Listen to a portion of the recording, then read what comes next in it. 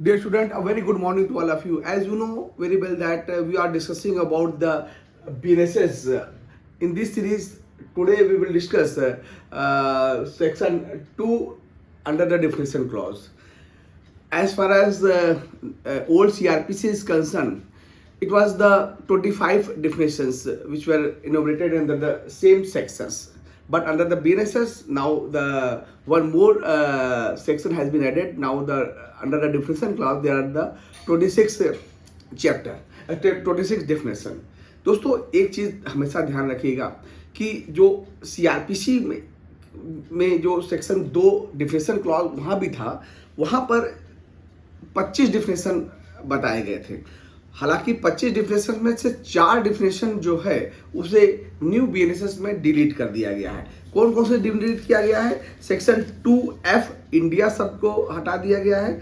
Section 2K metropolitan magistrate को metropolitan area को हटाया गया है। सेक्शन 2Q प्लीडर को हटाया गया है और सेक्शन 2T प्रिस्क्राइब्ड को हटा दिया गया। यानी 4 धाराओं को 4 डिफिनेशन में डिफिनेशन क्लॉज में से 4 डिफिनेशन को हटा दिया गया है और नया 5 डिफिनेशन जोड़ा गया है जो 3 बॉन्ड से रिलेटेड है और 2 इलेक्ट्रॉनिक कम्युनिकेशन से रिलेटेड है। यानी कि सेक्शन 2A जो है वो पहला ही जो डिफिनेशन क्लॉज है उसको जोड़ा गया है ऑडियो वीडियो इलेक्ट्रॉनिक मीन्स, दूसरा बेल, तीसरा बेल बॉन्ड और चौथा बॉन्ड और पांचवा जो है इलेक्ट्रॉनिक कम्युनिकेशन। यानी 5 डिफिनेशन नए ऐड किए गए हैं और 4 डिफिनेशन को डिलीट किया गया है। टोटल 26 डिफिनेशन जो है 26 डिफिनेशन जो है सेक्शन 2 में जोड़े गए हैं। दोस्तों ये बताने की कतई जरूरत नहीं है कि डिफिनेशन क्लास किसी भी एक्ट का या कोड का एक बहुत ही इंपॉर्टेंट क्लॉज होता है। उस डिफिनेशन से पता चलता है कि पर्टिकुलर वर्ड को कैसे डिफाइन किया गया है इस पूरे संहिता में। तो इसी तरह से 26 डिफिनेशन, काफ़ी भारी भरकम डिफिनेशन क्लॉज को इनको ऐड किया गया है। 26 डिफिनेशन की परिभाषा जो है इस भारतीय नागरिक सुरक्षा संहिता 2023 में रखा गया है। इसी 26 डिफिनेशन को one by one we will discuss in detail. Each and every word we will focus so that जो आप डिफरेंट स्टूडेंट्स हैं जो इस डिफिनेशन को अच्छी तरह से समझ जाए। सबसे पहला डिफिनेशन अगर आप देखें तो ये न्यू, जैसे कि हम लोगों ने अर्लियर वीडियो में डिस्कस किया था कि बीएनएसएस को लाने का सबसे बेसिक पर्पज भी यही था कि जो सीआरपीसी में मॉडर्न टेक्नोलॉजी जो लेटेस्ट टेक्नोलॉजी का जो बहुत ही तेजी से विस्तार हुआ है 2-3 दशकों के दौरान, उस सारे टेक्नोलॉजी को बीएनएसएस में अडॉप्ट किया जाए।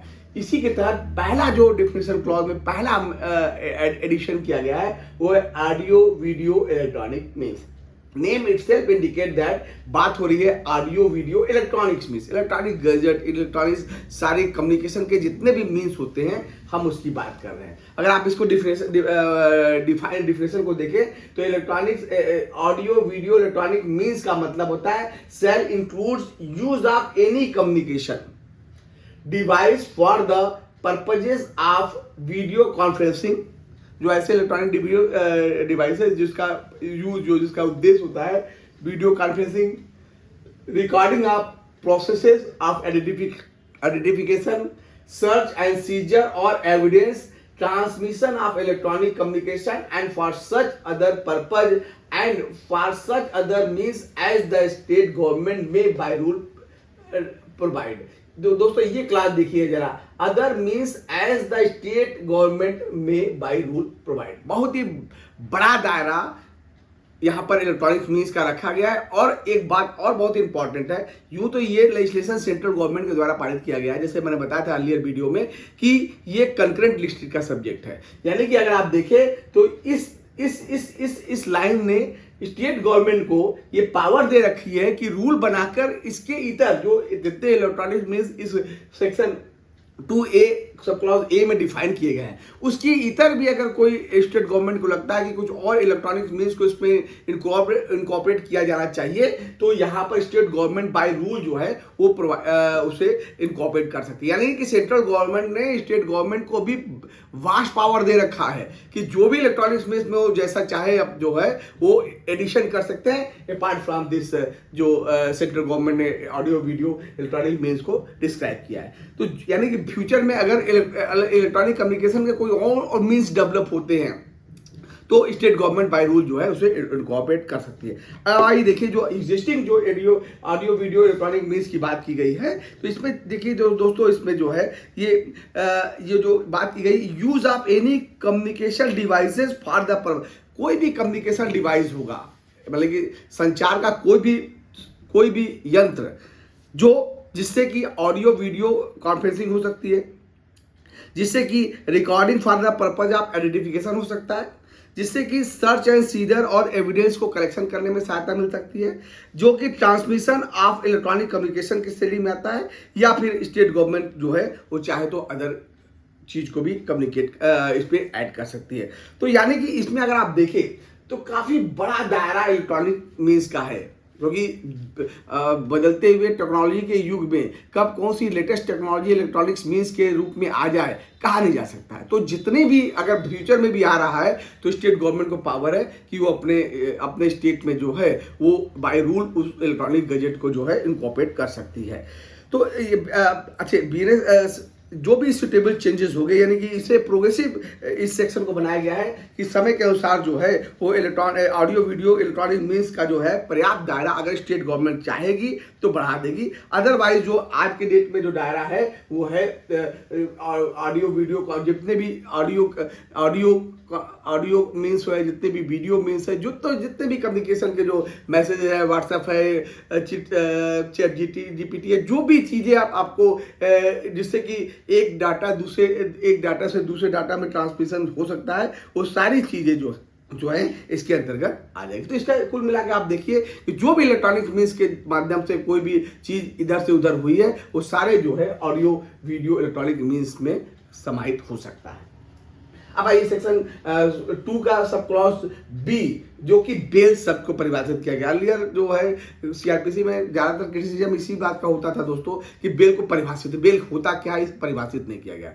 इस बीएनएसएस में जैसे 5 नई डिफिनेशन जोड़ा था, मैंने बताया था, यहाँ पर बेल भी नया, ये ऑडियो वीडियो इलेक्ट्रॉनिक मीन्स नया डिफिनेशन है, बेल को भी नया डिफिनेशन के अंतर्गत लाया गया है। बेल्स का तात्पर्य उन्होंने स्पष्ट बताया गया है, ध्यान से दोस्तों दोस्तों, bails means release of a person accused of or suspected. दो चीजें हैं दोस्तों, उस व्यक्ति को रिलीज करना जो एक्यूज्ड है, या उस व्यक्ति को रिलीज करना जो सस्पेक्टेड है, यानी कि संदेह है जिस व्यक्ति में उसे रिलीज करना, और जो व्यक्ति किसी अपराध का एक्यूज्ड है उसे रिलीज करना।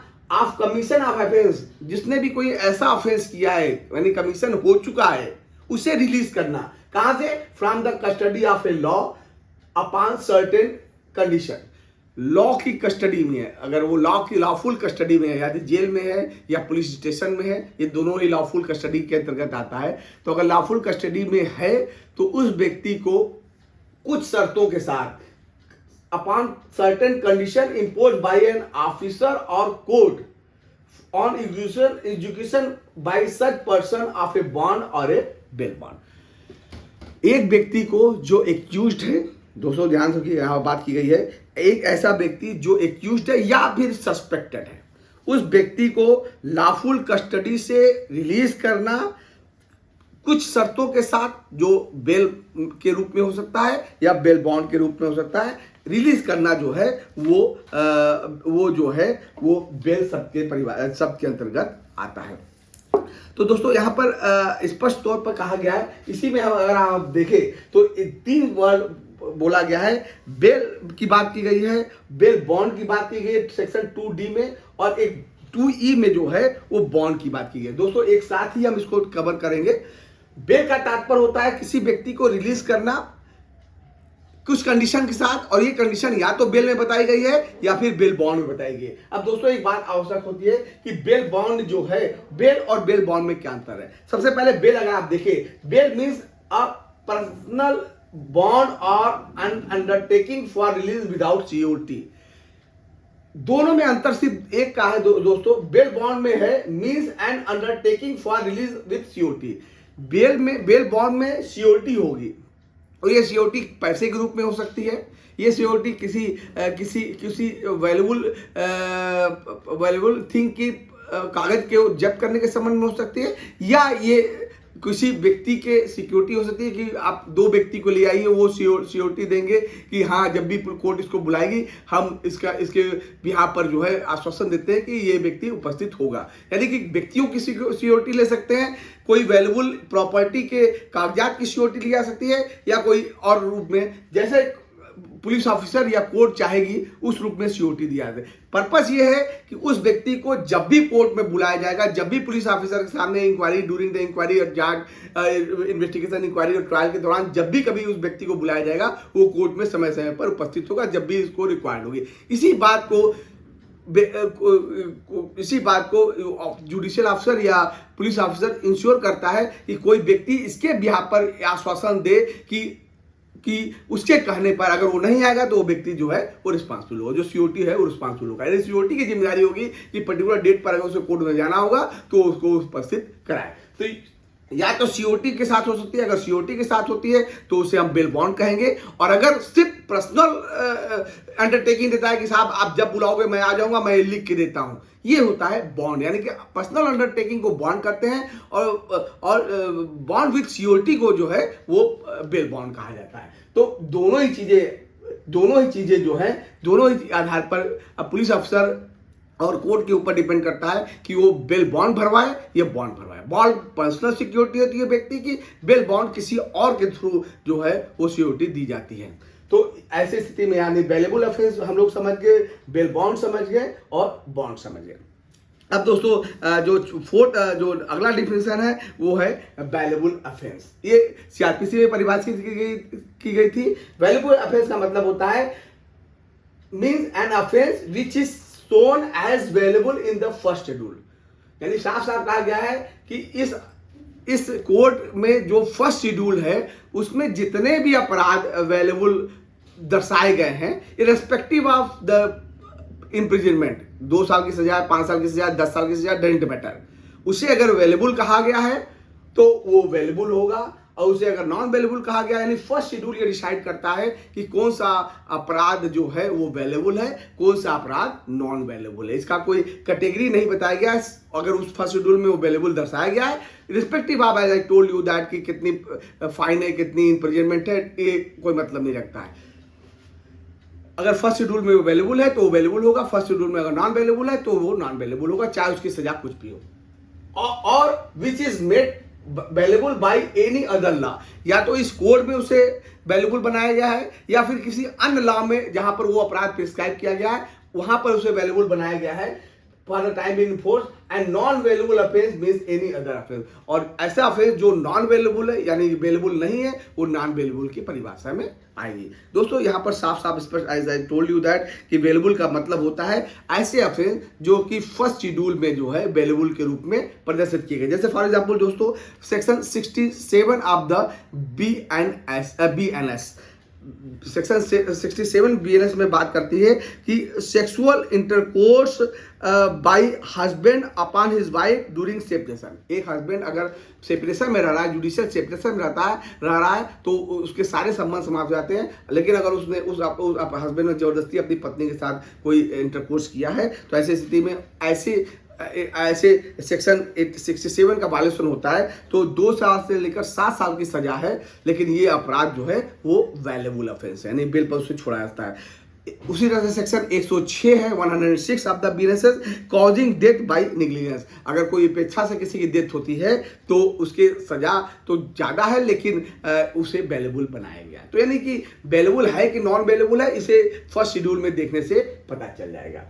अब आइए दोस्तों इसको नेक्स्ट हम देखें charge. Section 2F describe the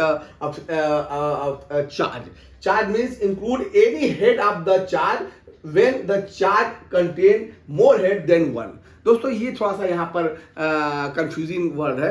CrPC में भी ये काफी कंफ्यूजन था कि चार्ज का मतलब होता क्या है, और सभी चीजों को आपने एक बहुत ही सिंप्लीफाइड तरीके से समझा दिया है। ऑडियो वीडियो मीन्स किसे कहेंगे, वेल किसे कहेंगे, वैल्यूबल ऑफेंस किसे कहेंगे, कॉग्निटिव ऑफेंस किसे कहेंगे, सबको बहुत आसानी से बहुत सरलता पूर्वक समझाया गया है। लेकिन अगर आप इसे चार्ज को देखेंगे तो आपको समझ ही नहीं आएगा कि कह क्या रहा है, चार्ज होता क्या है। चार्ज होता है ये नहीं बताएगा, चार्ज बताया गया चार्ज में क्या क्या शामिल है। Charge includes any head of the charge, in charge का तात्पर्य है कि चार्ज में कोई हेड इंक्लूड हो सकता है when the charge contain more head than one. जो जिस अगर एक से ज़्यादा हेड है तो सभी उसमें चार्ज के साथ में आएंगे। अब इसका इससे दोस्तों इससे इसको कोई बहुत ही अस्पष्ट परिभाषा दी गई है, यानी कि चार्ज को डिफाइन करना चाहिए था। बीएनएसएस में जो भी पॉलिसी मेकर्स है उनको ये जो भी इनको फ्रेम किया गया उसको चार्ज को स्पष्ट तौर पर डिफाइन करना चाहिए था, लेकिन उन्होंने डिफाइन नहीं किया है।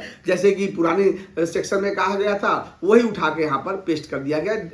अतः इसे कुछ समझ में नहीं आता है, अर्थात कोई क्राइम हुआ है और उसकी टाइटल हेड के अंतर्गत कोई इवेंट फॉल कर रहा है, उसी सेक्शन का चार्ज उस पर दिया जाएगा। यानी कि चार्ज का मतलब होता है कि दोस्तों कि कोई भी जो एक्ट है उसमें अपराध डिफाइन किया गया, उसका कोई सेक्शन है, उसकी हेडिंग है, उसी हेडिंग को लिख देना जो है वो चार्ज सबके अंतर्गत आता है। यदि जुडिशियल मजिस्ट्रेट को ऐसा लग रहा है कि एक से ज़्यादा हेडिंग में चार्ज जा रहा है तो सारे हेड को क्लब करते हुए वो चार्ज लगा सकते हैं।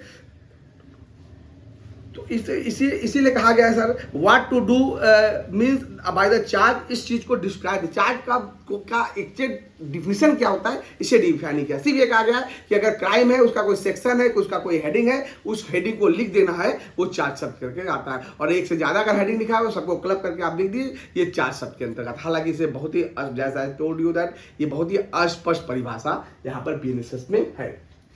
अब आइए दोस्तों 2G talks about the cognizable offence. Means संज्ञेय अपराध है, means an offence for which and cognizable case means a case in which a police officer may in according with the first schedule और under any other law for the time being in force arrest without warrant. यानी cognizable offence ये होगा जिसमें कि कोई भी police अधिकारी जो है बगैर वारंट किसी व्यक्ति को गिरफ्तार कर सकता है। तो ऐसे अपराध को जो है वो हम कॉग्निजिबल ऑफेंस कहेंगे। यानी कॉग्निजिबल केस या कॉग्निजिबल ऑफेंस का मतलब एक ऐसे मामले से है जिसमें पुलिस ऑफिसर को पावर है कि वो किसी व्यक्ति को विदाउट वारंट जो है वो अरेस्ट कर सकता है।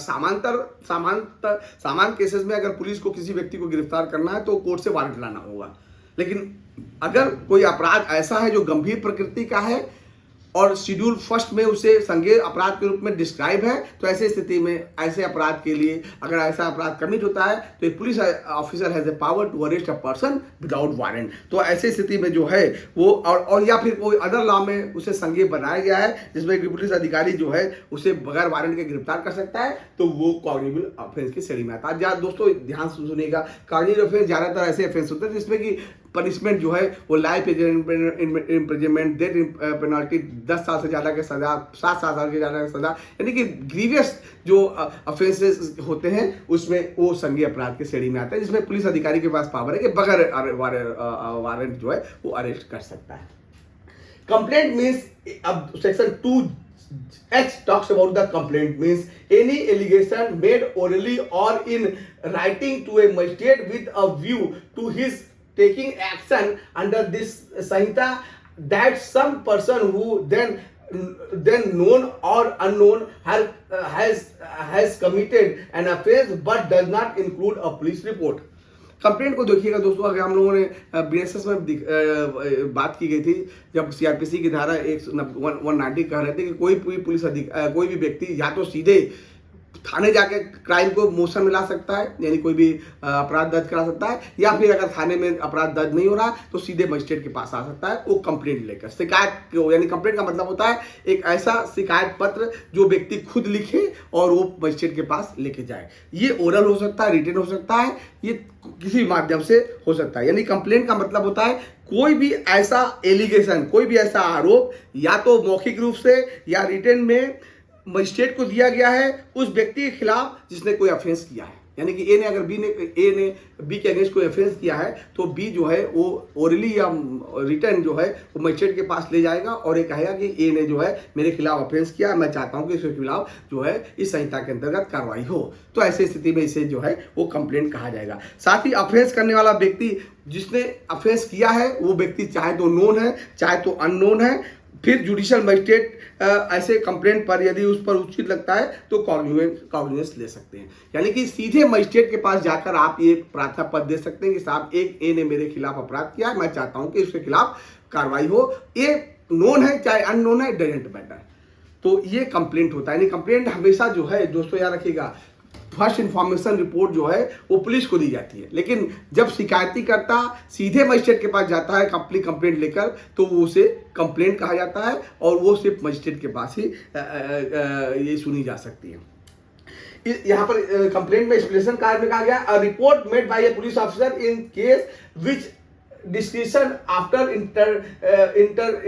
investigation the commission of a non-communal offence shall be deemed to be a complaint and the police officer by whom such report is made shall be deemed to be the complainant। दोस्तों अभी section 174 में जो है वो non कॉग्निबल cases की बात बताई गई है कि जब कोई व्यक्ति पुलिस थाने में जाता है और जो पुलिस थाने में जाकर या किसी व्यक्ति को पुलिस अफसर को बताता है कि कोई कॉग्निबल ऑफेंस ही क्यों नहीं कमिट किया गया है और पुलिस इन्वेस्टिगेशन करती है और उस इन्वेस्टिगेशन के दौरान पुलिस पाती है कि ये मामला जो है कॉग्निबल ना होकर नॉन कॉग्निबल ऑफेंस का है। यद्यपि शुरू में उसे लग रहा था कि वो कॉग्निबल ऑफेंस है, लेकिन बाद में उसे लगा कि ये नॉन कॉग्निबल है, तो ऐसी स्थिति में जो है उस मामले में पुलिस ऑफिसर जो है जब मजिस्ट्रेट को रिपोर्ट भेजता है तो ऐसी स्थिति में चूंकि अब पुलिस ने उसे नॉन कॉग्निबल माना है तो ऐसी स्थिति में जो कंप्लेंट होगा जो कंप्लेनेंट होगा वो पुलिस अधिकारी होगा जिसने कि इस मामले की तहकीकात की गई थी। यानी कि पुलिस अधिकारी को जो है वो कंप्लेनेंट माना जाएगा और मजिस्ट्रेट जो है फिर जैसे चाहे जो है वो आगे की प्रोसीडिंग चला सकता है। यानी कि पुलिस रिपोर्ट को जो है पुलिस रिपोर्ट नॉन कॉग्निबल ऑफेंस के संबंध में पुलिस मजिस्ट्रेट को देती है कि ये ऑफेंस जो है मैंने इन्वेस्टिगेशन किया है और पाया है कि ये ऑफेंस नॉन कॉग्निबल है, इसकी रिपोर्ट अगर मजिस्ट्रेट के पास जाएगी तो उस पुलिस अधिकारी को जो है जिसने ये रिपोर्ट दी है उसे कंप्लेनेंट माना जाएगा। अब आइए दोस्तों नेक्स्ट है section 2I talks about the electronic communication. ये भी नया धारा में ये भी नया डिफिनेशन क्लॉज में ऐड किया गया है दोस्तों कि ऐसे कम्युनिकेशन जो इलेक्ट्रॉनिक्स फॉर्म में किए जाते हैं, इसी का ये लॉर्ड फॉर्म है ऑडियो वीडियो इलेक्ट्रॉनिक्स मीन्स का है कि एनी देखिए डिफिनेशन देखिए दोस्तों, electronic communication means the communication of any written verbal pictorial information, 4 word है दोस्तों, means the communication by any written, verbal, pictorial information or video content transmitted or transferred whether from one person to another person or from one device to another device or from a person to device or from a device to a person by means of an electronic device including a telephone, mobile phone or other wireless telecommunication device or a computer or audio video player or camera or any other electronic device electronic form as may be specified by notification by the central government। दोस्तों बहुत भारी भरकम शब्दों का प्रयोग किया गया, लेकिन एक बात जैसे कि मैंने सेक्शन 2A में बताया 2A डिफिनेशन क्लॉज में बताया था कि इलेक्ट्रॉनिक कम्युनिकेशन का तात्पर्य जो होता है वो ऐसे सारे इलेक्ट्रॉनिक फॉर्म होते हैं जो कम्युनिकेशन के, देखिए ज़्यादातर कम्युनिकेशन के 4 माध्यम बताए गए हैं। पहला है रिटन कम्युनिकेशन हो सकता है, यानी आप टेक्स्ट मैसेज भेज सकते हैं, वीडियो चैटिंग कर सकते हैं या जो भी है उससे भेज सकते हैं। ओरल कम्युनिकेशन हो सकता है, ऑडियो से आप ओरल कम्युनिकेशन कर सकते हैं। पिक्टोरियल कम्युनिकेशन, कोई चित्र बनाकर आप कम्युनिकेट कर सकते हैं अपनी बात एक व्यक्ति से दूसरे व्यक्ति, या फिर वीडियो कंटेंट से जो है वो कम्युनिकेशन किया जाता है। 4 कम्युनिकेशन से माध्यम बताए गए हैं इस सेक्शन 2I में। पहला है रिटेन कम्युनिकेशन, दूसरा है ओरल कम्युनिकेशन, तीसरा है पिक्टोरियल चित्रों के माध्यम से, और वीडियो कंटेंट चौथा है। तो उपरोक्त तरीके से कोई भी इंफॉर्मेशन अगर या तो ट्रांसमिट किया गया है या ट्रांसफर किया गया, एक डिवाइस से दूसरे, और कहाँ ट्रांसफर किया गया है, कोई भी इलेक्ट्रॉनिक मीडिया से थ्रू, चाहे वो किसी भी को पिक्चर भेजा गया हो, ओरल वॉइस के द्वारा ऑडियो भेजा गया हो, पिक्टोरियल चित्रण के माध्यम से भेजा गया हो। और दूसरी बात बताता है सेक्शन, इसका 2 क्लॉज है कि कौन से माध्यम से भेजा जाता है और कौन भेजेगा, ये इसके बारे में बताया। पर्सन टू पर्सन भेज सकता है, दूसरा है पर्सन टू डिवाइस भेज सकता है, तीसरा है डिवाइस टू पर्सन में भेज सकता है, चौथा है डिवाइस टू डिवाइस में भेज सकता है। उपरोक्त 4 ट्रांसफर जो है इलेक्ट्रॉनिक कम्युनिकेशन के अंतर्गत आते हैं।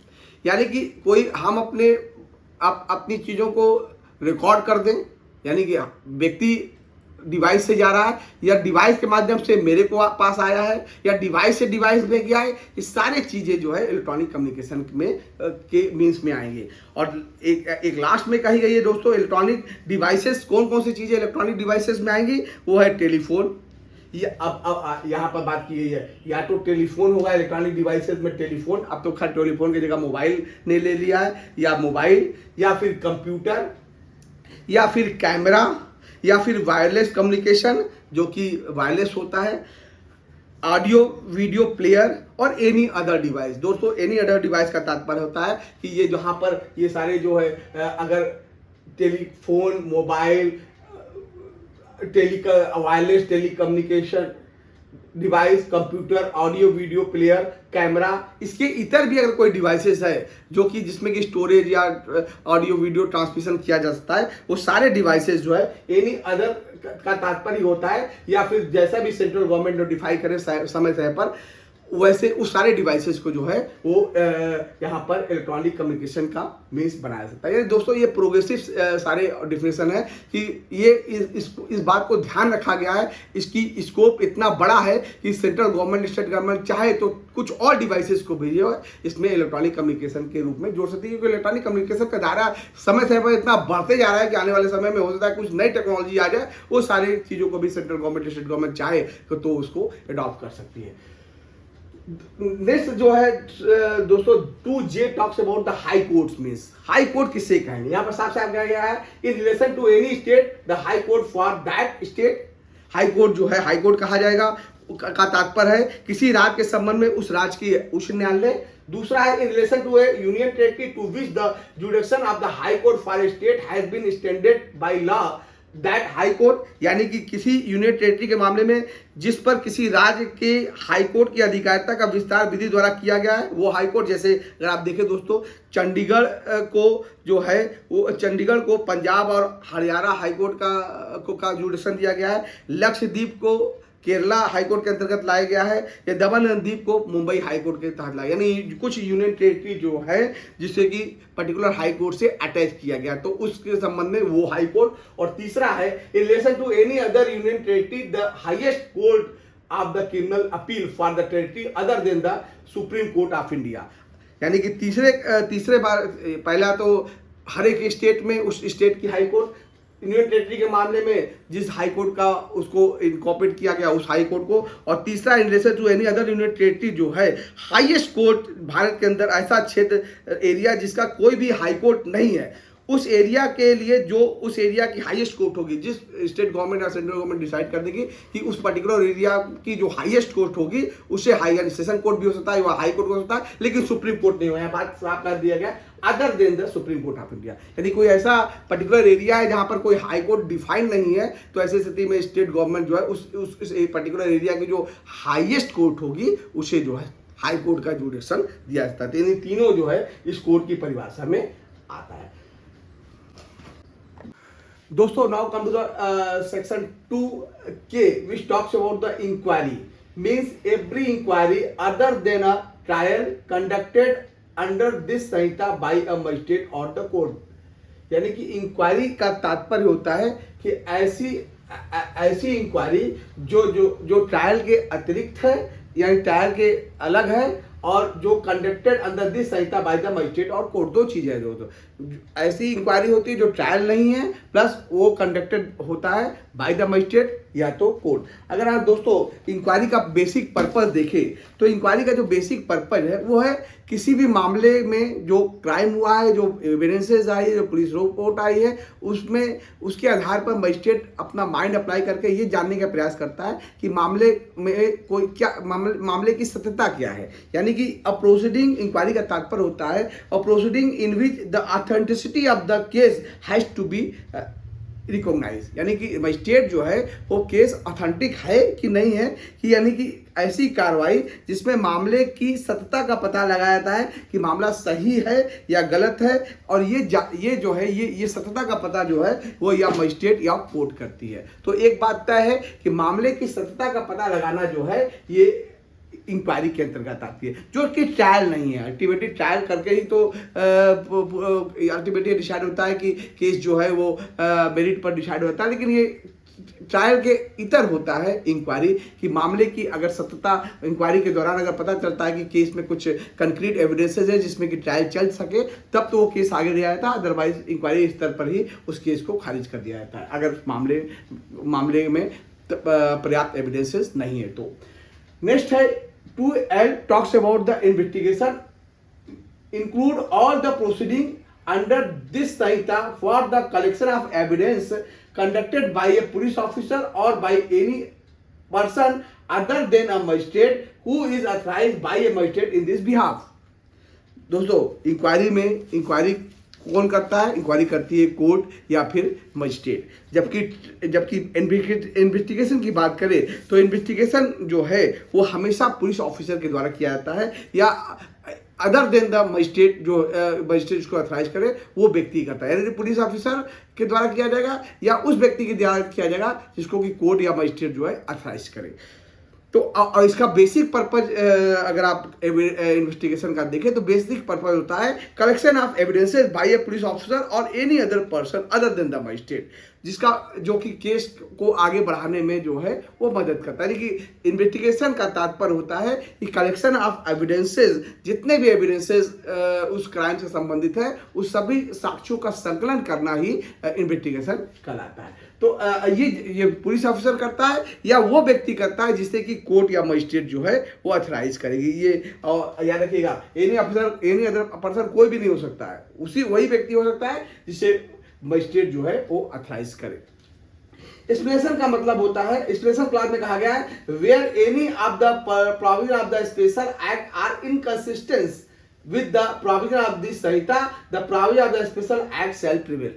यानी कि कोई अगर विशिष्ट एक्ट बनाया गया है जो कि इस भारतीय नागरिक सुरक्षा संहिता के इनकंसिस्टेंस में है, असंगति में है, तो ऐसी स्थिति में जो विशिष्ट जो एक्ट होगा या संहिता होगी वो इस पर अप्लाई करेगी। विशिष्ट एक्ट जो है इस संहिता पर प्रिवेल करेगी। कारण दोस्तों स्पष्ट है कि जो विशिष्ट एक्ट होता है वो किसी विशिष्ट कारणों से बनाया जाता है, तो जो कारणों के निवारण में जरूरी है कि उसी एक्ट के सारे प्रावधान जो है वो अप्लाई करे। जैसे मान लीजिए अगर कोई इनकम टैक्स का मामला है तो जांच अधिकारी एसएचओ या आईओ ना होकर इनकम टैक्स ऑफिसर ही होगा, क्योंकि इनकम टैक्स के पर्पस से वो स्पेसिफिक एक्ट है जो इनकम टैक्स के पर्पस के जांच के लिए बनाया जाता है। तो वहां जांच अधिकारी आपका पुलिस ऑफिसर नहीं होगा बल्कि इनकम टैक्स ऑफिसर होगा।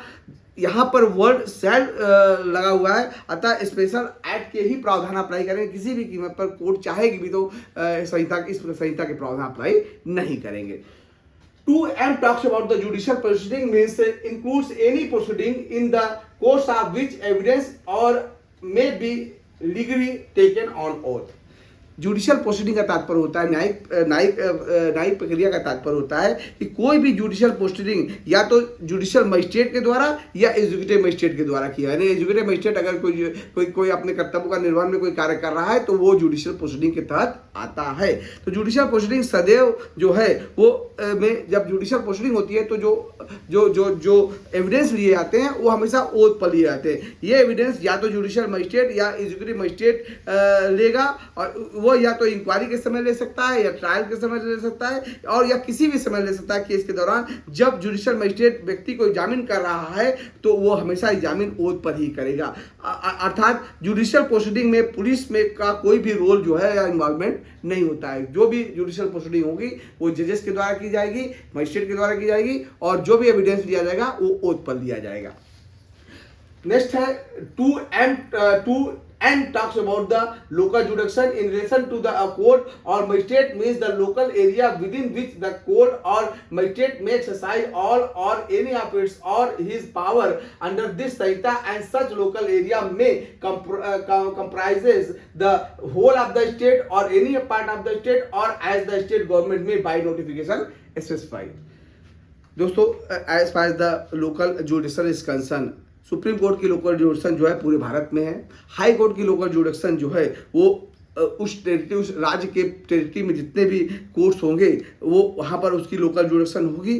और जबकि कोई जबकि लोकल, अगर हम लोअर कोर्ट की बात करें तो magistrate in relation to the magistrate जो है उनका लोकल जुडिक्शन वो होगा जब वो अपनी पावर को एक्सरसाइज करेंगे जो कि इस संहिता के अंतर्गत उन्हें दिया गया है। यानी कि मजिस्ट्रेट के लोकल जुडिक्शन में कितने दूर तक उसका लोकल जुडिक्शन होगा ये डिसाइड करेगी राज्य सरकार। अर्थात यदि लखनऊ डिस्ट्रिक्ट का मजिस्ट्रेट है तो उसका लखनऊ डिस्ट्रिक्ट में जितने भी क्षेत्राधिकार हो, जितने भी एरिया लखनऊ डिस्ट्रिक्ट के अंतर्गत आएगा उसका क्षेत्राधिकार वहाँ तक होगा और वो अपनी पावर को वहाँ तक एक्सरसाइज करता है। किस कोर्ट का कितना लोकल एरिया होगा यह बात स्टेट गवर्नमेंट जो है बाई नोटिफिकेशन में डिसाइड करेगी। यानी स्टेट गवर्नमेंट के पास ये पावर है कि वो डिसाइड करे कि इस मजिस्ट्रेट के लोकल जुडिक्शन में कितना लोकल जुडिक्शन उसका होगा, ये स्टेट गवर्नमेंट डिसाइड करेगी। और जितना लोकल जुडिक्शन होगा उतना ही पावर उस मजिस्ट्रेट का होगा अपने क्षेत्राधिकार के भीतर। नेक्स्ट है दोस्तों 2O talks about the non-cognizable offense, means an offense for which the non-cognizable case means a case in which a police officer has no authority to arrest without warrant। अब दोस्तों ये बहुत इंपॉर्टेंट एस्पेक्ट है कि non cognizable offence किसे कहते हैं। यदि कम गंभीर प्रकृति का ऑफेंस होता है, अब हमने देखा था कॉग्निजेबल केसेस वो होते हैं जो प्रथम शेड्यूल ऑफ द संहिता में जो है वो प्रिस्क्राइब किए गए हैं। अतः वो नॉन कॉग्निजेबल केसेस को भी हम ऐसे कर सकते हैं कि अगर जो भी संहिता में first schedule of the BNSS में प्रिस्क्राइब किया गया है नॉन कॉग्निजेबल केसेस में, वो सारे केस जो है नॉन कॉग्निजेबल केसेस में आएंगे। अतः इसका तात्पर्य ऐसे मामले, और ये नॉन कॉग्निजेबल केसेस में जो है सबसे इंपॉर्टेंट एस्पेक्ट ये होता है कि police officer has no power to arrest a person without warrant. यानी कि जब भी पुलिस अधिकारी गिरफ्तार करेगी वारंट होगा और वारंट उसे कोर्ट से लेना ही पड़ेगा। नॉन कॉग्निजेबल केसेस में हमेशा कोर्ट से परमिशन लेके ही पुलिस व्यक्ति को गिरफ्तार किया जाता है। अगर आप देखें तो सेक्शन 82 सब क्लॉज 1 जो है बीएनएस में जो बात करता है marrying again during the life time of a husband और वाइफ, यानी बाइगेमी का ऑफेंस है। At the time the marriage if any spouse is living then it is a case of the bigamy. और अगर बाइगेमी का offence होगा, हालांकि ये सजा 7 साल की रखी गई है, डिस्पाइट ऑफ दैट ये मामला जो है वो नॉन कॉग्निजेबल ऑफेंस की श्रेणी में आता है। उसी तरह से सेक्शन 88 जो है कॉजिंग मिसकैरेज जो है, मिसकैरेज अगर कोई जानबूझ के कारित करता है तो ये भी जो है नॉन कॉग्निजेबल ऑफेंस की श्रेणी में आता है। फिर मैं दोहराऊंगा जो कॉग्निजेबल ऑफेंस के केस में मैं बताया था कि रेस्पेक्टिव ऑफ की उसका सजा की मात्रा कितनी है, 7 साल है, 10 साल है, 5 साल है, 3 साल है, इससे कोई लेना नहीं। फर्स्ट शेड्यूल में अगर वो कॉग्निजेबल ऑफेंस दर्शाया गया तो वो कॉग्निजेबल ऑफेंस होगा। फर्स्ट शेड्यूल में अगर उसे नॉन कॉग्निजेबल ऑफेंस के रूप में दर्शाया गया तो नॉन कॉग्निजेबल होगा। सजा जो है बहुत मायने नहीं रखती। फिर भी जो कम गंभीर प्रकृति के अपराध होते हैं वो ज़्यादातर नॉन कॉग्निजेबल होते हैं, जो ज़्यादा गंभीर प्रकृति के अपराध होते हैं वो कॉग्निजेबल ऑफेंस की श्रेणी में आते हैं। 2P talks about a notification, means a notification published in the official gazette। जब नोटिफिकेशन का तात्पर्य होता है कि स्टेट गवर्नमेंट अपने ऑफिशियल गजट में पब्लिश कर देते हैं, अर्थात यदि राज्य सरकार बीएनएसएस के किसी भी प्रकार का बदलाव चाहते हैं, मॉडिफिकेशन चाहते हैं, अल्ट्रेशन चाहते हैं तो वो ऐसा कर सकते हैं। शर्त ये है क्योंकि बीएनएसएस कंकरेंट लिस्ट का मैटर है, अगर राज्य सरकार कुछ बीएनएसएस में बदलाव करती है तो उस बदलाव को जो है वो अपने सरकारी गजट में जो है ऑफिशियल गजट में पब्लिश करना पड़ेगा और इसी को जो है वो नोटिफिकेशन कहा जाता है। Q talks about the offense, means any act or omission made publishable by any law for the time being in force and include any act in respect of which a complaint may be made under section 20 of the Cattle Trespass Act 1871। दोस्तों offence जो कि पूरे के पूरे criminal justice system में जो है offence किसे कहते हैं, क्राइम किसे कहते हैं, इस पर ही डिपेंड है। तो ऑफेंस का तात्पर्य होता है कोई भी एक्ट, कोई भी मानव के द्वारा किया गया एक्ट या ओमिशन जो कि इंडियन लॉ में या तो प्रोहिबिटेड है या फिर पनिशेबल है, वो सभी ऑफेंस की कोटि में आते हैं। यानी कोई व्यक्ति कोई ऐसा एक्ट या ओमिशन करता है जो किसी भी तत्पत्रित विधि में अपराध की श्रेणी में आता है तो वो ऑफेंस कहलाता है। ज़्यादातर ऑफेंस बीएनएसएस में बताए गए हैं या फिर अनेकों लॉ जो कि भारत सरकार ने पारित किए हैं और उसमें कोई ऑफेंस, कोई किसी लॉ में कोई ऑफेंस की परिभाषा दी गई है तो वहाँ पर भी ये वो ऑफेंस की वो, तो यहाँ भी कोई ऐसा एक्ट और ओमिशन करता है तो उस एक्ट में अगर अपराध है तो भी वो अपराध की श्रेणी में आएगा। Section 20 of the cattle trespass act 1871 इसे भी ऑफेंस की डिफिनेशन में रखा गया है। यदि जानवर के विरुद्ध किसी अपराध या जानवर के विरुद्ध किसी अपराध का कंप्लेंट आता है तो वो भी ऑफेंस जो है वो ऑफेंस की श्रेणी में, यानी को आपकी आपका कोई पेट डॉग है या कोई और कोई पालतू जानवर है, अगर उसने यदि किसी व्यक्ति का पालतू कुत्ता किसी घर में ट्रेसपास या गंदगी मचाता है तो वो भी वो जो कुत्ते का मालिक है वो के विरुद्ध जो है वो ऑफेंस की श्रेणी में वाद चलाया जा सकता है। दोस्तों यहाँ पर 2R talks about the officer in charge of a police station includes when an officer in charge of the police station is absent from the station house or unable from illness or other cause to perform his duty, the police officer present at the state house who is next in rank to such officer and in above the rank of a constable, or when the state government so direct any other rank police officer so present. दोस्तों यहाँ बताया गया officer in charge of the police station कौन व्यक्ति होगा, तो यहाँ पर स्पष्ट किया गया है कि officer in charge of the police station जो है वो व्यक्ति होगा, किसी भी रैंक के व्यक्ति हो सकते हैं लेकिन वो कांस्टेबल रैंक के नीचे के नहीं होंगे। इस डिफरेंस से स्पष्ट है कि कोई भी कांस्टेबल रैंक से ऊपर का व्यक्ति जो है वो officer in charge of the police station हो सकता है, चाहे वो हेड कांस्टेबल ही क्यों ना हो। कांस्टेबल के ऊपर का रैंक का व्यक्ति चाहे वो इंस्पेक्टर हो या सब इंस्पेक्टर हो या एसएचओ हो, ये सभी officer in charge of the police station हो सकते हैं। यदि इंस्पेक्टर सब इंस्पेक्टर या एसएचओ नहीं है तो स्टेट गवर्नमेंट चाहे तो वो हेड कांस्टेबल को भी officer in charge of the police station बना सकती है। यदि officer in charge of police station उस वक्त जब क्राइम हुआ है उस वक्त वो अवेलेबल नहीं है या बीमारी के कारण वो उस वक्त छुट्टी पर है या अदर कॉज टू है जो जिससे कि वो अपनी ड्यूटी परफॉर्म नहीं कर रहा है, ऐसी स्थिति में पुलिस स्टेशन में जो भी ऑफिसर वो व्यक्ति officer in charge of the police station होगा जो उसके जस्ट नीचे का रैंक का व्यक्ति है, यानी नीचे का व्यक्ति जो भी कांस्टेबल रैंक से ऊपर का हो officer in charge of the police station माना जाएगा। उपरोक्त के बावजूद भी यदि स्टेट गवर्नमेंट को लगता है कि उस किसी भी थाने में कोई officer in charge of the police station नहीं है जो कि इंस्पेक्टर और सब इंस्पेक्टर रैंक का हो, तो ऐसी स्थिति में वो चाहे तो वो कांस्टेबल रैंक के व्यक्ति को भी officer in charge of the police station बना सकती है। बाई नोटिफिकेशन वो जो है राज्य सरकार ऐसा कर सकती है, लेकिन सामान्य परिस्थितियों में कांस्टेबल से ऊपर का रैंक का व्यक्ति ही officer in charge of the police station होता है, और अगर वो एब्सेंट है, इलनेस में है या किसी कारण से अपने ड्यूटी को परफॉर्म नहीं कर पा रहा है तो उसके जस्ट नीचे वाला रैंक का व्यक्ति जो है वो officer in charge of police station की भूमिका में को निभाएगा। नेक्स्ट है दोस्तों, place include a house, building, tent, vehicle और वेसल्स।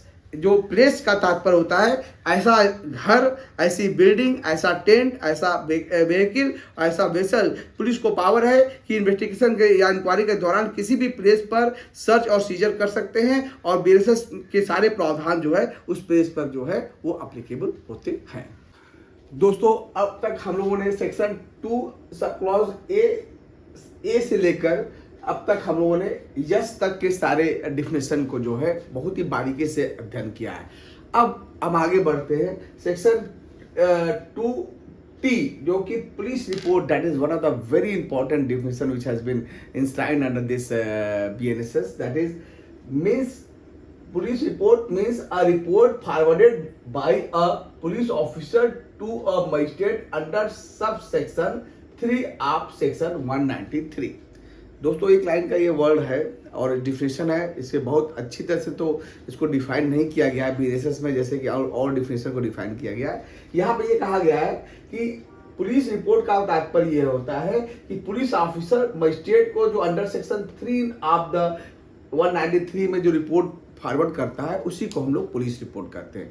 दोस्तों जो लॉ के स्टूडेंट्स होते हैं वो ज़्यादातर कुछ रिपोर्ट्स में कंफ्यूज करते हैं कि police report, chargesheet, closing report, final report, ये सारे सभी चीज़ें लगभग एक है। ऐसा होता नहीं है दोस्तों। अगर इसे आप डिटेल में देखें तो जैसे ही कोई FIR जो है सेक्शन 174 के अंतर्गत लॉन्च की जाती है, BNSS की धारा 174 जब हो गए, पहले 154 में CRPC में FIR लॉन्च की जाती थी, अब उस वो जो है 174 हो गया है। अगर जैसे ही कोई FIR लॉन्च होती है और पुलिस जो है उस क्राइम का इन्वेस्टिगेशन करती है और इन्वेस्टिगेशन करने के बाद पूरे साक्ष्यों को संकलन करने के बाद अपनी रिपोर्ट जो है वो 193 सब क्लॉज 3 के अंतर्गत जो सबमिट करती है उसे ही पुलिस रिपोर्ट कहा जाता है।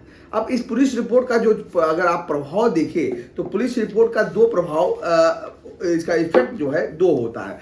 उस पुलिस रिपोर्ट में या तो पुलिस ऑफिसर्स जो है वो जो है वो सेक्शन वाइज किस किस सेक्शन के अंतर्गत कौन कौन से डिफिनेशन के अंतर्गत किस एक्ट में जो है या किस संहिता में वो अपराध हुआ है उसको मेंशन करते हुए वो रिपोर्ट भेजेगा कि ये सेक्शन इस हेडिंग के अंतर्गत, जैसे चोरी का क्राइम हुआ है तो इस धारा के अंतर्गत, इस संहिता के अंतर्गत ये क्राइम जो है हुआ है और ये क्राइम पर्टिकुलर पर्सन ने किया है। तो यानी ऐसे अगर कोई चार्ज लगाकर अगर कोई पुलिस रिपोर्ट सबमिट कर रहा है तो उसे हम कहते हैं पुलिस ने अपनी चार्जशीट सबमिट की है। चार्जशीट का मतलब होता है पुलिस ने इन्वेस्टिगेशन के बाद पर्टिकुलर पर्सन को जो है वो आरोपी माना है और उसके अगेंस्ट जो है जिस ऑफेंस के अंतर्गत वो अपराध किया है, जिस एक्ट या अकाउंट के अंतर्गत अपराध किया है उसको वो मेंशन कर देता है।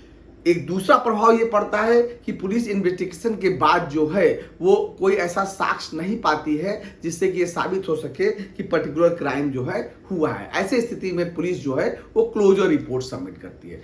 या तो चार्जशीट सबमिट करेगी पुलिस आफ्टर द इन्वेस्टिगेशन या फिर क्लोजर रिपोर्ट सबमिट करेगी, जिसको कि हम लोग फाइनल रिपोर्ट भी कहते हैं। तो दोनों में से ही दोनों को ही मिलाकर जो है वो पुलिस रिपोर्ट बनता है। यानी कि पुलिस रिपोर्ट में या तो चार्जशीट होगी या फिर फाइनल रिपोर्ट या क्लोजर रिपोर्ट होगी। अब ये मजिस्ट्रेट के ऊपर डिपेंड करता है कि वो चार्जशीट को या क्लोजर रिपोर्ट को एक्सेप्ट करे या फिर से इन्वेस्टिगेशन करने के लिए कहे, वो अलग बात है। लेकिन यहाँ पर पुलिस रिपोर्ट का मतलब होता है इन police report including either charge sheet और द फाइनल रिपोर्ट। अब आइए दोस्तों, section 2U talks about the police station, means any post or place declared generally or specifically by the state government to be a police station and include any local area specified by the state government in this behalf। बहुत ही आसान, बहुत ही simple सी परिभाषा बताई गई दोस्तों कि police station का तात्पर्य होता है, पुलिस स्टेशन का तात्पर्य वो ऐसा प्लेस, यहाँ पर ऐसा पुलिस स्टेशन का ऐसा प्लेस या पोस्ट जिसको कि स्टेट गवर्नमेंट डिक्लेयर करे कि ये पुलिस स्टेशन है। क्योंकि देखिए दोस्तों, चौकी, थाना या जो भी इससे रिलेटेड पुलिस स्टेशन से रिलेटेड जो भी चीज़ें होती है उसे जो है वो डिस्ट्रिक्ट में इस्टेब्लिश करने का काम जो है वो स्टेट गवर्नमेंट करती है। क्लियर कर दिया गया है। डिस्ट्रिक्ट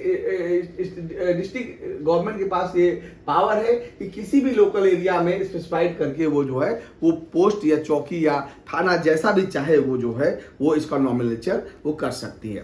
किसी और ये कह सकती है कि किसी लोकल एरिया में रहने वाले सारे व्यक्ति उसी थाने या चौकी से गवर्न होंगे। ये सारे कौन सा पुलिस का लोकल जुरिडिक्शन क्या होगा, ये सारा डिसाइड करने का पावर जो है वो स्टेट गवर्नमेंट के पास होता है। क्योंकि स्टेट लॉ एंड ऑर्डर जो है वो कंकरेंट लिस्ट का सब्जेक्ट है जिस पर कि स्टेट गवर्नमेंट जो है अपना नियम कानून बनाती है।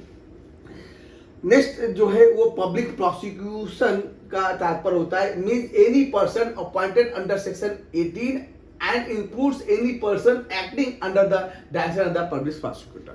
Public prosecutor जो है that is very important person of the criminal justice system। क्योंकि जैसे कि हम सभी को पता है दोस्तों कि क्रिमिनल जस्टिस सिस्टम में जो है वो कभी भी क्राइम जो है वो पीड़ित के अगेंस्ट ना होकर स्टेट के अगेंस्ट होता है। इसीलिए जब भी कभी कोई केस फाइल होता है, सूट फाइल होता है तो स्टेट वर्सेस एक्यूज के अगेंस्ट होता है। यानी कि पीड़ित के बिहाफ पर स्टेट गवर्नमेंट, क्योंकि स्टेट का सबसे फर्स्ट एंड फॉरमोस्ट ड्यूटी होती है कि वो क्राइम को रेगुलेट करे और हर व्यक्ति को लाइफ एंड पर्सनल लिबर्टी को जो है उसको प्रोटेक्ट करे। अगर कोई क्राइम किसी अगेंस्ट कोई क्राइम किसी के व्यक्ति के अगेंस्ट होता है तो माना जाता है कि स्टेट के अगेंस्ट क्राइम हुआ है और स्टेट उसके बिहाफ पर केस लड़ती है और वो केस लड़ने के लिए वो पब्लिक प्रोसिक्यूटर को अपॉइंट करती है under section 18 of the BNSS। तो और या फिर पब्लिक प्रोसिक्यूटर के बिहाफ पर जो व्यक्ति कार्य करता है उसको हम लोग सरकारी वकील या पब्लिक प्रोसिक्यूशन के नाम से जानते हैं। नेक्स्ट है दोस्तों, नेक्स्ट जो डिफिनेशन है section 2W talks about the sub division, means a sub division of A district. District का सब डिवीजन दोस्तों, सब डिवीजन का मतलब होता है कि डिस्ट्रिक्ट का सब डिवीजन। अब जैसे अब देखिए दोस्तों, एक स्टेट है, मान लीजिए उत्तर स्टेट ऑफ उत्तर प्रदेश है, इसे कई डिवीजन में बांटा गया क्योंकि कम्युनिस्टेट की व्यवस्था है, अतः इसको पूरे उत्तर प्रदेश को डिफरेंट डिस्ट्रिक्ट्स में बांटा गया है। और हर एक चीज तमाम डिवीजन में बांटा गया है और हर एक डिवीजन के अंतर्गत कई डिस्ट्रिक्ट आते हैं। और डिस्ट्रिक्ट का जो सबसे हाईएस्ट अथॉरिटी होता है वो होता है डीएम या एसपी। यानी कि स्टेट है, उसके बाद डिवीजन, स्टेट तमाम डिवीजन में बटा हुआ है जिसको कि कमिश्नरेट कहते हैं, और उसके अंतर्गत एक डिवीजन के अंतर्गत कई डिस्ट्रिक्ट जो है वो आते हैं। और डिवीजन का हेड जो होता है वो कमिश्नर होते हैं और एक डिस्ट्रिक्ट का हेड डीएम या एसपी होता है, जिसके उस डीएम एसपी के अंतर्गत कई थाने और चौकियां आएंगी। जबकि कमिश्नर जो है अपने डिवीजन में आने वाले सारे डीएम या एसपी को रेगुलेट करता है, जबकि सभी डिवीजन का हेड जो है, सारे डिवीजन का हेड जो है वो इंस्पेक्टर जनरल ऑफ पुलिस, जिसको कि हम लोग आईजी कहते हैं, वो सुपरवाइज करता है। इन्हीं डिस्ट्रिक्ट में आगे जो है, अगर डिस्ट्रिक्ट को भी डिवाइड करें तो डिस्ट्रिक्ट को सब डिस्ट्रिक्ट में बांटा जाता है और एक सब डिस्ट्रिक्ट में जो है वो जो है एसडीएम जो है वहाँ का इंचार्ज होता है। इस सब डिस्ट्रिक्ट के आगे जो है तहसील, इस सब डिस्ट्रिक्ट को तहसील में बांटा जा सकता है और उसमें जो है तहसीलदार उस सब तहसील को देखते हैं और तहसीलदार के आगे नायब तहसीलदार होता के रूप में इसे बांटा गया है। नायब तहसीलदार के आगे जो है वो म्यूनिसिपैलिटी एरिया या पंचायत एरिया में बांटा गया है। तो इस तरह से जो है डिस्ट्रिक्ट का जो है डिवीजन होता है ताकि सभी चीज़ों को एक इकाई के रूप में जो है वो कार्य किया जाए और लॉ एंड ऑर्डर की व्यवस्था को नीचे से लेकर ऊपर तक जो है वो काफ़ी चुस्त दुरुस्त बनाई जाए। इसके लिए जो है ये व्यवस्था पूरा का डिवीजन की व्यवस्था की गई है। दोस्तों अब आइए section 2X talks about the summon cases, means a case related to an offence and not being a warrant case. ऐसा केस जो वारंट केस नहीं है वो जनरली समन केस में आता है। इस डिफिनेशन से बहुत बात क्लियर नहीं होती है। अब आप देखिए दोस्तों, समन केस के बारे में अब कहा जाए 2 साल से कम की सजा जिन ऑफेंसेस में है उसे हम जो है वो उसे जो है वो, और जो वारंट केस नहीं है वो समन केस कहलाते हैं। यानी 0 से लेकर 2 साल तक की सजा या 2 साल से कम तक की सजा अगर किसी क्राइम के कमिट करने पर उसकी सजा है तो ऐसे स्थिति में वो केस जो है वो समन केस कहलाएगा। या ऐसा केस जो वारंट केस नहीं है वो समन केस कहलाएगा। अतः आप दोस्तों ये बोल सकते हैं कि ऐसे अपराध जिसमें कि पनिशमेंट 2 साल से ज्यादा की है वो वारंट केस है, जो पनिशमेंट 2 साल के से कम की है वो समन केस के अंतर्गत आते हैं। सब 2 साल से ज्यादा मृत्युदंड वाले या आजीवन कारावास वाले सारे मामले जो है वो वारंट केस के अंतर्गत आते हैं। हालांकि दोस्तों इसमें थोड़ा सा जो पॉलिसी मेकर थे जिसने इन्हें बनाया था वो थोड़ा सा उन्होंने इसको उलझा दिया है। अगर ये साफ साफ लिख देते कि वो सारे ऑफेंस 2 साल से ज़्यादा पनिशमेंट के हैं वे सारे वारंट केस कहलाएंगे, अर्थात वारंट केस को और सिंप्लीफाई किया जा सकता था। साफ साफ लिखते कि ऐसे ऑफेंस जो 2 साल से ज्यादा है वो वारंट केस है, 2 साल से कम है वो समन केस के अंतर्गत आएंगे। 2Y talks about the victim, means victim किसे कहेंगे दोस्तों, ये बहुत इंपॉर्टेंट डेफिनेशन है क्योंकि पूरा का पूरा जो क्राइम होता है वो अगेंस्ट विक्टिम होता है और विक्टिम के बिहाफ पर स्टेट जो है वो उसका केस जो है वो कोर्ट में लड़ती है। तो ऐसी स्थिति में victim means a person who has suffered any loss. Victim उस व्यक्ति को कहेंगे जो कोई लॉस है यानी जिसको कोई हानि हुई है और इंजरी जो या तो हानि हुई है या तो इंजरी हुई है, caused by a reason of act. क्यों हुई है? क्योंकि किसी व्यक्ति ने एक्ट ऐसा कोई कार्य किया है या ओमिशन किया है of the accused person and include the guardian और legal heir of such victim. और उस विक्टिम में उस विक्टिम के गार्जियन भी आएंगे और लीगल हेयर्स भी आएंगे। दोस्तों ये बहुत इंपॉर्टेंट एस्पेक्ट है कि ए ने अगर बी के खिलाफ कोई ऑफेंस किया है तो बी जो है विक्टिम है, ए जो है एक्यूज्ड है और विक्टिम के अंतर्गत उसके गार्जियन और लीगल हेयर्स भी आएंगे। मान लीजिए विक्टिम की डेथ हो जाती है तो ऐसे स्थिति में उसके गार्जियन और लीगल हेयर्स जो है उसके बिहाफ पर जो है वो केस को आगे बढ़ा सकते हैं। अर्थात any person who suffer loss और इंजरी बीएनएसएस के अंतर्गत वो विक्टिम माने जाएंगे। विक्टिम शब्द के अंतर्गत दो और व्यक्ति को शामिल किया गया है, जो कि जिसमें कि एक गार्जियन होगा और एक लीगल हेयर्स। और जनरली जो गार्जियन होता है वो लीगल हेयर्स भी होता है, या कभी कभी कुछ केसेस में लीगल हेयर्स जो गार्जियन जो है अपॉइंटेड बाय द कोर्ट भी होता है, तो कोई दूसरा व्यक्ति भी हो सकता है जो लीगल हेयर नहीं है। तो यानी दो व्यक्ति विक्टिम प्लस दो और व्यक्ति, जो एक पहला होगा गार्जियन होगा, दूसरा होगा लीगल हेयर्स होगा। यदि विक्टिम कार्रवाई नहीं कर पा रहा है या हॉस्पिटलाइज है या फिर वो आईसीयू में है, इतना उसको इंजरी हुई है, तो ऐसे व्यक्ति में जो है या कोमा में चला गया मान लीजिए, तो ऐसे स्थिति में उसके लीगल हेयर्स या गार्जियन जो है वो उसको लीगल प्रोसीडिंग को जो है आगे बढ़ा सकते हैं।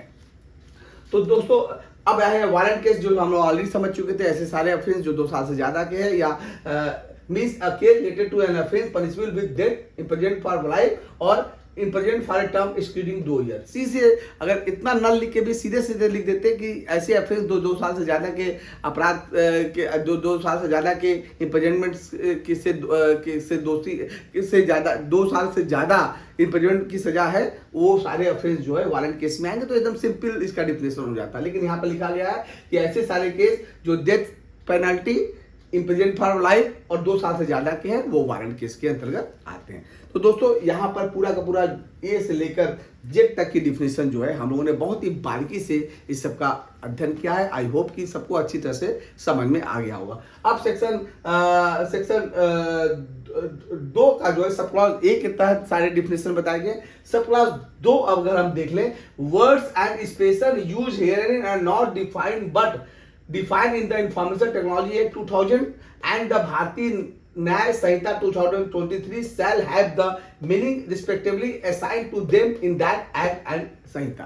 थोड़ा सा भारी भरकम शब्दों का दोस्तों प्रयोग किया गया है। या ये बताया गया है कि कोई भी वर्ड या एक्सप्रेशन जो बीएनएस में, जो कहीं पर भी बीएनएस में यूज नहीं किया गया, ऐसा कोई वर्ड, ऐसा कोई एक्सप्रेशन जो कि बीएनएस में यूज नहीं किया गया है या यहाँ पर डिफाइन नहीं किया गया है, अर्थात सेक्शन 2A से लेकर जेड तक में उसे कहीं डिफाइन नहीं किया गया है बीएनएस में। अगर किसी दूसरे लॉ में, जिसे कि इंफॉर्मेशन टेक्नोलॉजी एक्ट 2000 में या भारतीय न्याय संहिता 2023 में या किसी और एक्ट में अगर उसे डिफाइन और एक्सप्लेन किया गया है, तो जरूरत पड़ने पर जो है वो बिजनेसेस के लिए भी उसका प्रयोग किया जाएगा। ये बात जो है सेक्शन 2 सब क्लॉज 2 में बताई गई है। तो आई होप दोस्तों ये पूरा का पूरा सेक्शन 2 जो है वो आपको डिफिनेशन क्लास जो है वो काफ़ी अच्छी तरह समझ में आ गया होगा, क्योंकि अगर डिफिनेशन क्लास समझ में आ जाएगा तो आगे आने वाले तमाम चैप्टर्स और सेक्शंस में जो है इन्हीं डिफिनेशन का यूज होगा। अतः इसे जानना हम लोग के लिए बहुत ही अनिवार्य है और बहुत ही इंपॉर्टेंट। आई होप कि ऑल द स्टूडेंट जो है वो काफ़ी अच्छे तरह से इस चीज़ों को समझ गए। Thank you very much.